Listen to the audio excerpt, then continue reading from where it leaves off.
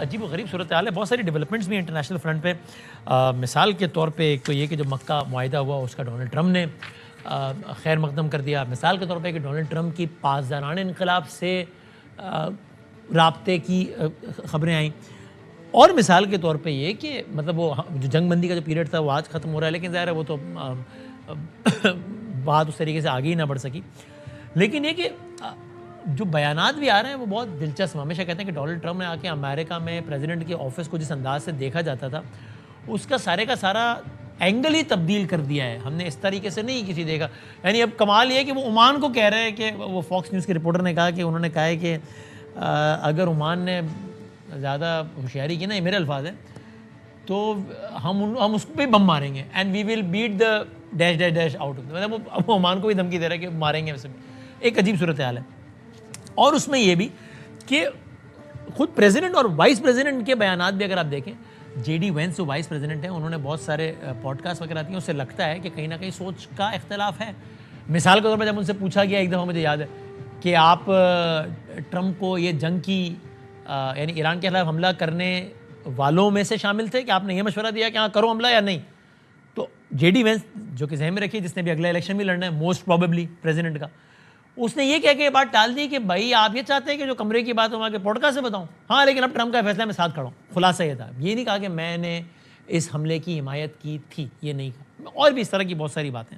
अभी आप ये क्लिप देखें मिसाल के तौर पर, उसमें पहले डोनाल्ड ट्रम्प कह रहे हैं, यानी जेडी वेंस कह रहे हैं कि यार ये देखो ना, अगर ईरान ने इतने पैसे जंग मंग पे लगा दिए हैं तो सोचो अगर ईरान इसके बदले में ये पैसे अपने मुल्क की आवाम पे लगाता तो कितना ज़बरदस्त, देखो ना उसका मुल्क क्या। और ट्रम्प क्या कह रहा है? ट्रम्प कह रहा है भाईजान ये मुझसे लोग कहते हैं अमेरिका में कि हेल्थ केयर और डे केयर इस पर पैसे लगाओ। भाईजान सबसे इंपॉर्टेंट जो है वो अपनी हिफाजत होती है। यानी जिस बात का वो Marco Rubio, sorry not JD Vance, बल्कि मार्को जेडी वेंस का भी उसके बाद दिखाते हैं आपको। तो मार्को रूबियो ये कह रहे हैं और डोनाल्ड ट्रम्प ये कह रहे हैं। पहला ज़रा देखें, फिर हम जेडी वेंस का और डोनाल्ड ट्रम्प का एक क्लिप भी दिखाते हैं आपको। Imagine in Iran that instead of spending their wealth, billions of dollars supporting terrorists or weapons, had spent that money helping the people of Iran, you'd have a much different country. We have to take care of one thing, military protection. The United States can't take care of daycare. That has to be up to a state. We can't take care of daycare. We're a big country. We have 50 states. We have all these other people. We're fighting wars. We can't take care of daycare. It's not possible for us to take care of daycare. Medicaid, Medicare, all these individual things. इसी तरीके से दिलचस्प तौर पे Donald Trump से जितनी मरतबा भी सवाल हुआ है, कोई 500 मरतबा, कि भाईजान ऑयल महंगा हो गया है, ये गैस महंगी हो गई, ये हो गया, महंगाई आ रही है। कभी कहते हैं ये अच्छी बात नहीं है, कभी कहते हैं यूँ यूँ, लेकिन वो कहते हैं यार ये सब छोड़ो, ये देखो कि इसके बदले में मिल क्या रहा है। इसके बदले में मिल ये रहा है कि ईरान अब एटमी ताकत नहीं बन सकता। ये है गोल नंबर 1। इन्हीं अल्फाज भी है, गोल नंबर 1 ये है। लेकिन जेडी वेंस अब ये कह रहे हैं कि यार गोल नंबर 1 ये है कि भाई ये तेल सस्ता हो जाए, उसके बाद ऑफ कोर्स गोल ये है कि ईरान को एटम बम भी नहीं बनने देना चाहिए। आप देखें कि जेडी वेंस ने क्या कहा कि गोल नंबर 1 क्या है, अवलीन तरजीह क्या है, और फिर सानवी तरजीह क्या है अमेरिका की। Benefit of the American people, and it really is twofold.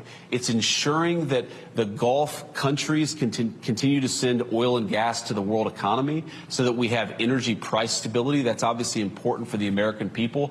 I know that oil is down today, and it's way down from the highs in the early days of the conflict. That's goal number 1. Keep oil and gas cheap for Americans all over our country. And then obviously goal number 2 is ensure that Iran never gets a nuclear weapon. I feel confident we're accomplishing both of those goals. और बड़ा interesting है कि यहाँ पे आप एक तरफ JD Vance का बयान देख रहे हैं कि वो ये कह रहे हैं कि गोल नंबर 1 है कि तेल सस्ता हो जाए, गोल नंबर 2 है कि ईरान को न्यूक्लियर वेपन ना मिले। डोनाल्ड ट्रम्प ने आज ही की तारीख में ट्रुथ सोशल पे बयान डाला है अपना, the number 1 goal is and always will be that Iran can not have in any way shape और फॉर्म अ न्यूक्लियर वेपन। ये वाज़े तौर पे कि नहीं, पहला गोल ये है कि ईरान के पास कोई न्यूक्लियर वेपन नहीं होना चाहिए।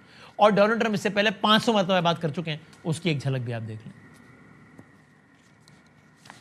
They're not going to have a nuclear weapon. That's number one. Number 1, 2, and 3. They will never have a nuclear weapon. They said, what are the top 10? I said, number 1, 2, and 3 is they can't have a nuclear weapon. So I just say this. For you to pay a tiny little bit more for your gasoline, just remember, you're doing it so that a very evil country cannot have them have a nuclear weapon. So remember that when you have to pay a little bit more, you're at $4. It's okay. I will never apologize. I did the right thing. People are looking at gasoline prices. That's all they're looking at. They like the fact that I'm stopping this lunatic nation from having an atomic bomb. If the war with Iran could cause a worldwide depression, are you willing to risk economic catastrophe and strike Iran? Well, nuclear weapon supersedes depression. Depression's real bad. Nuclear weapon will cause depression. The most important thing by far is Iran cannot have a nuclear weapon. What about the pressure on Americans and prices right now? They understand that Iran cannot have a nuclear weapon. ये है दिलचस्प सूरत हाल।